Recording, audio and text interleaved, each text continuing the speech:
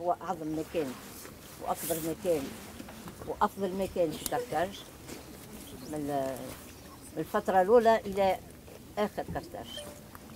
آخر كرتاج البنية وبعد عودة كرتاج الرومانية إلى سنة السيكل القرن السابع بعد الميلاد. Alors, vous êtes ici sur un endroit qui était à l'origine une colline. Maintenant, vous vous apercevez que c'est un plateau, quelque chose de plat. À l'origine, il s'agissait d'une colline qui devait avoir à peu près 20 ou 30 mètres de plus de hauteur. Cette colline existait à l'époque punique. Et au-dessus de cette colline, il devait y avoir un grand temple que l'on appelait le temple d'Eshmoun, qui est devenu ensuite le temple d'Esculape à l'époque romaine. Alors dites-vous bien, après le discours de ces Morsen, que l'histoire se fabrique, s'écrit avec plusieurs façons, plusieurs documents. D'abord les documents littéraires, c'est-à-dire la littérature. Ensuite les témoignages des gens qui ont vécu, qui ont laissé des écrits. Donc il y a les historiens antiques et puis il y a les écrits. Et ensuite l'étude des monuments qui restent ou des objets qui sont parvenus jusqu'à nous. Et ensuite, très important, depuis le 19e siècle, l'étude archéologique. C'est-à-dire qu'on interroge le sol, on creuse le sol. Et l'histoire nous apparaît, nous, archéologues, comme un millefeuille. C'est-à-dire qu'il y a des couches historiques qui vont de la plus récente, aujourd'hui, à la plus ancienne, donc à l'origine. Donc les couches les plus profondes sont les couches les plus anciennes. Les couches que vous voyez ici, vous voyez par exemple ce bâtiment, c'est un bâtiment moderne, c'est un bâtiment d'aujourd'hui. Ce bâtiment qui est l'église Saint-Louis, la cathédrale Saint-Louis, est du 19e siècle. Mais elle est construite sur un plateau qui lui-même a été détruit et qui lui-même a subi beaucoup de pertes pendant son histoire. Alors, ce que vous voyez ici, c'est un faciès de l'époque romaine. Parce que quand les Romains sont arrivés, vous savez que Carthage a été construite en 814 avant Jésus-Christ par Alissa. Alissa qui est une femme. La fondatrice de Carthage est une femme. La fondatrice de la Tunisie est une femme. Et c'est très important parce que ça va déterminer l'idée que l'on s'est fait de ce pays. Même à l'époque romaine, les Romains ne comprenaient pas comment une femme pouvait être fondateur d'empire. Et ils ont essayé de détruire sa mémoire. Et ce n'est pas étonnant que dans notre pays, les femmes aujourd'hui ont un tel rôle. Parce que c'est resté c'est resté dans la mémoire collective de l'humanité et de la Tunisie. Vous savez que c'est le seul exemple dans l'histoire de l'humanité qu'une femme ait construit un empire et qu'elle ait été fondatrice d'empire. C'est le seul exemple, il n'y en a pas d'autre. Donc je vous demande de réfléchir à cette question qui est très importante. Donc Carthage a été construite en 814, fondée تأسست في 814 قبل الميلاد وماتت دمرت عام 146 قبل الميلاد avec les armées de Scipion Émilien, le Romain, qui est venu au terme des 3 guerres puniques prendre Carthage. Et ça, nous allons le voir de l'autre côté. C'est visible. On voit encore sur la pierre les restes de l'incendie qui a ravagé Carthage pendant une semaine. Carthage a été complètement détruite. Mais un siècle après, non seulement détruite ou maudite, دعوا بها بس ما عادش تحيا تماما. دعاء كبير قوي غريب. أما هما بيدهم les Romains se sont dit Carthage c'est important. D'avoir une position géographique extraordinaire, un pays très riche sur le plan agricole, nous allons reconstruire Carthage. Et pour reconstruire Carthage, ils sont venus et ils ont enlevé la malédiction. Quand la malédiction اللي عملوه الرومان تعمل بصفة معناتها comment dire officielle رسمية مش حاجة ou en plus de ça religieuse. جابوا دي بريتر وعملوا الدعاء هذاك عملوه لعنات. وبعد لعنات ووقت اللي بعد نحاو الدعاء هذاك في اللعنات هذوك ما جابوا زاد officiellement des gens pour lever. Pourquoi ils ont fait ça? Parce qu'ils étaient obligés de lever la malédiction. باش هما بدهم ينجموا يأسسوا مدينة جديدة. Voilà. Alors ce que vous allez voir maintenant ici, c'est l'époque romaine et plus précisément le deuxième siècle. Le deuxième siècle après Jésus-Christ. Au 1er siècle, il y a eu des incendies, et tout ça, nous le savons par la littérature. Et ensuite, ils ont construit au 2e siècle toute cette esplanade qui était un endroit officiel. C'était le forum, la place publique où il y avait le Capitole, probablement à l'emplacement de la cathédrale, Capitole romain. Il y avait tous les temples et il y avait aussi toutes les institutions officielles. Le palais de justice, la grande bibliothèque qui est ici. Il y avait énormément de documents officiels. Donc c'était le pouvoir de Rome était installé ici sur la colline de Birsa. Alors si vous voulez, nous pouvons aller pour voir un peu. Je vais m'arrêter juste ici pour vous parler de juste un point. Ils ont fait une véritable transformation dans les lieux. وهما دعوا بيهم ما يحبوش يخليوا المكان كما كان قبل. عملوا نحاوا الرب الكل. Ils ont tout nivelé. Les terres sont descendues sur le côté droit, sur le côté gauche, du côté de l'est et de l'ouest. Vous voyez, l'est se trouve ici. هوني عندكم le sud, le nord et l'ouest. Alors qu'est-ce que font les Romains quand ils fondent une ville? Ils font la chose suivante, ils rasent d'abord tout. Ils ont fait un énorme plateau, اللي كان باش يولي le forum. بعد السياحة العمومية نتاع كرطاج. وعملوا, ils ont tracé 2 grands axes qu'on appelle l'axe est-ouest, le Decumanus Maximus, une très grande voie. Elle تمشي من هوني وتهبط حتى للبحر. Et le Cardo Maximus, اللي يمشي من غادي de l'ouest du nord vers le sud. وتشوفوا هوني le Decumanus Maximus, le Cardo Maximus, le voilà.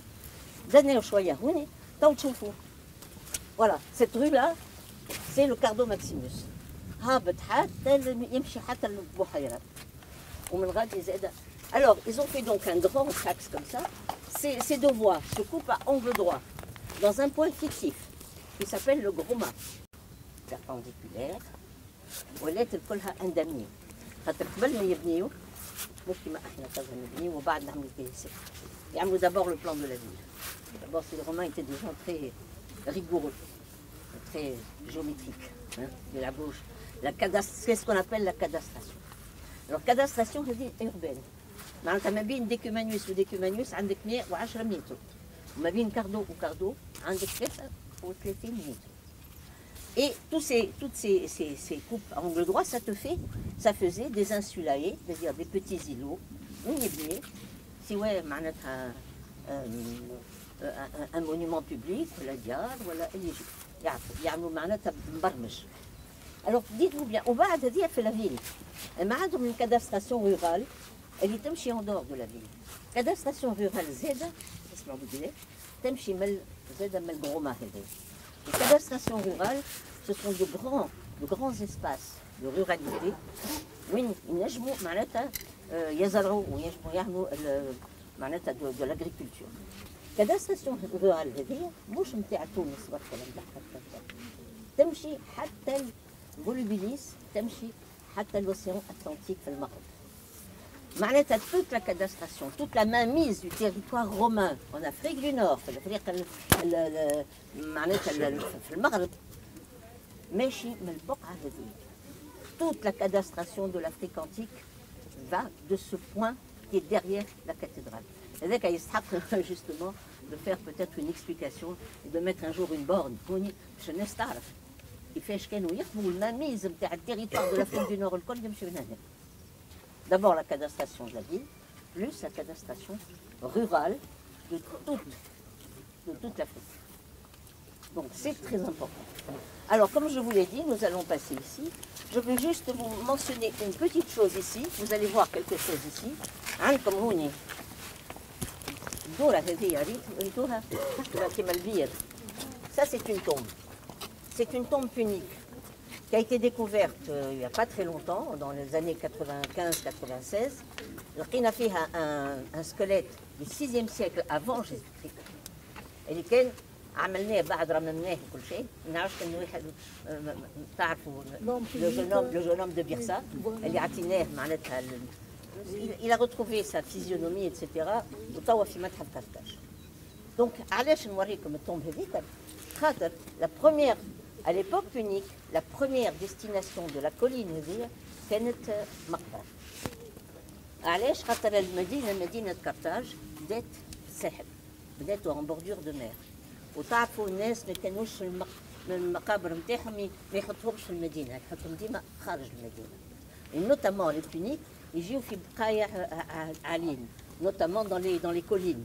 كرتاج كلها دايرة بالكولين. Mais là, il y avait également une colline avec des vestiges de tombes. Et on a trouvé beaucoup de tombes. Beaucoup. كلها البقعة هذه كلها فيها قبورات. بعد القبورات تبنيو حاجات. تبنيو. Donc on va en parler aussi. Ce que je voulais vous dire, c'est que ce plateau, donc, qui a été construit et qui est un plateau artificiel, allait jusque-là. Vous voyez les piliers que vous voyez ici? Oui. Ce sont des piliers de soutènement. C'est-à-dire que quand ils ont coupé, les Romains ont coupé le sommet de la colline, toutes les terres sont descendues, sont tombées et ont recouvert tout cela. Et quand nous avons procédé aux fouilles, nous avons trouvé ceci.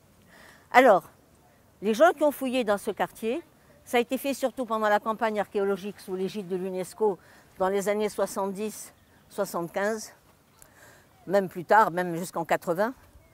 Ils sont allés ce qu'on appelle jusqu'au sol vierge, tel comme quand on fait de l'archéologie, on fouille, et ce qu'il y a de plus bas, ce sont les vestiges les plus anciens. Alors ils ont fait un sondage ici, ils ont trouvé d'abord des tombes, telles comme les tombes, qui sont du 6e siècle, 7e siècle avant Jésus-Christ, à peu près le 3e. Ensuite, ils ont trouvé, avant Jésus-Christ bien sûr, ensuite ils ont trouvé des ateliers de métallurgie, c'est-à-dire que la ville s'est agrandie, les tombes ont été sans doute, les vestiges donc, des tombes se sont déplacés, les cimetières, pardon, ils se sont déplacés, et on a trouvé des ateliers métallurgiques qui sont contemporains de la bataille de Zama. Ensuite, il y a eu ce quartier. Qu'est-ce que c'est que ce quartier? Figurez-vous que c'est un quartier d'habitation qui a été fait rapidement, avec de très petites maisons. Elles sont petites, malheureusement, on les aurait mieux vues de l'autre côté, mais comme vous êtes un peu pressés, je vous en parle simplement. Un quartier d'habitation qui a un espace, un petit couloir, avec des grandes citernes, quelques chambres. Alors, elles sont petites, ces maisons, elles sont toutes les unes à côté des autres. En fait, c'était un quartier collectif, et il y avait des étages dans cette maison. C'était des maisons à étages.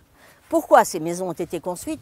Elles ont été construites après 202 avant Jésus-Christ, après la bataille de Zama, parce qu'il y a eu des gens qui venaient de la campagne et qui se sont précipités à Carthage, Khaïfin, les Romains, Khaïfin. Donc ils sont venus se réfugier à Carthage. Les traces de l'incendie de 146 avant Jésus-Christ. Tout ce que vous voyez en noir et en rouge sur les murs, parce que la ville a brûlé pendant une semaine entière. Toutes les traces rouges que vous voyez, ce sont des traces de charbon de la ville qui a brûlé. Il paraît que quand la ville a brûlé, Scipion qui était là, évidemment le général, il a pleuré. Il a pleuré et Polybe, qui était son ami, qui est un écrivain, c'est lui qui a laissé la description de ce qui s'est passé à Carthage. Polybe lui a dit « Pourquoi tu pleures ?» Il a dit « Parce que je détruis une grande ville et j'ai peur qu'un jour on détruise Rome, qui est ma ville. Donc je pleure quand même. » Alors il y a eu un massacre terrible, la ville a brûlé pendant une semaine. Tous les gens se sont réfugiés dans la citadelle, ici, avec le grand temple d'Eshmoun. Et finalement, au bout d'une semaine, le général Hasdrubal, qui était le général de Birsa, il a rendu les armes et il s'est rendu à Scipion. À ce moment-là, écoutez bien, sa femme, dont l'histoire n'a pas retenu le nom, sa femme l'a traité de traître. Et elle s'est jetée dans le feu avec ses enfants. Elle lui a dit jamais, moi, je ne me rendrai aux Romains. Et donc, c'est vous dire que l'histoire de la Carthage punique, elle se situe entre deux femmes.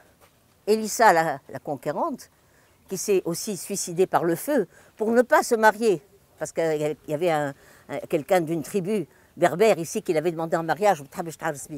Elle a préféré s'immoler par le feu. Et la fin de Carthage, c'est encore le geste héroïque d'une femme qui a clôturé, qui a fermé l'histoire de cette Carthage martyre. Vous savez, les historiens ont dit que le massacre a été terrible ici, terrible. Les historiens parlent de la destruction de Carthage comme d'une Hiroshima. Ils disent que Carthage, c'est la Hiroshima du monde antique. Alors, ce qui s'est passé par la suite, c'est que... Alors pourquoi je vous parle des maisons à étages, j'ouvre une parenthèse, c'est que le même Polybe qui a décrit, il a dit en arrivant vers la citadelle de Byrsa, on a rencontré des maisons avec des étages. Eh bien, on les a retrouvées, ce sont ces maisons-là. On n'a pas retrouvé les étages parce que les étages étaient en bois et ils ont brûlé. On a trouvé tous les vestiges du bois dans les ruines. On a retrouvé tout ça. Alors, parce que c'était des maisons construites en matériaux légers, hein, ils ont construit ça rapidement parce qu'il fallait abriter les populations. Alors, qu'est-ce qui s'est passé? Carthage est rentré dans un... On a appelé des prêtres et on a prononcé ici, du haut de cette colline, hein, vous êtes dans un endroit très historique, très fort, très imprégné d'histoire, ne l'oubliez jamais. De cette colline, on a jeté l'anathème et la malédiction sur Carthage. Et si vous lisez la malédiction de Carthage, malheureusement je ne l'ai pas apportée, et peut-être tant mieux, parce que j'aurais pu vous la lire, c'est horrible. Où à plusieurs reprises on dit que Carthage soit maudite, que Carthage plus rien ne pousse, que les gens, que les personnes meurent, que le bétail meurt, que plus rien ne puisse bouger dans ce pays, etc. etc. C'est terrible. Et c'est resté fermé, silencieux, pendant à peu près un siècle et demi, jusqu'à ce qu'un jour le grand César, le César, le grand, qui est venu faire une guerre en Afrique, mener une guerre, etc., il est venu à Carthage et il a dit il ne faut pas laisser ce pays comme ça. Il faut qu'on le récupère. Lui, il n'a pas pu le faire, parce qu'il a été assassiné, etc. Mais c'est son fils adoptif, son héritier, l'empereur Auguste, qui allait donc reconstruire Carthage. Il a donné l'ordre de reconstruire Carthage, mais ça n'était pas suffisant. Il a fallu une délégation de 10 prêtres. Ils sont venus ici, ils ont fait des prières, ils ont fait des sacrifices, et ils ont enlevé la malédiction, pour que l'on puisse reconstruire Carthage, qui est resté quand même un territoire sacère, c'est-à-dire un territoire sacré. Sacré et consacré, les deux. Donc voilà un peu l'histoire de ce haut lieu de l'histoire de la Tunisie. Je vous demande vraiment si vous pouvez être les messagers auprès de vos amis, de vos parents, de vos enfants, des gens ici et ailleurs, de plaider la cause de Carthage. Carthage, c'est la gloire de notre histoire. Carthage, c'est par là que notre histoire a commencé. Et Carthage est un territoire sacré. Donc, essayez d'en être conscient. Et je vous remercie.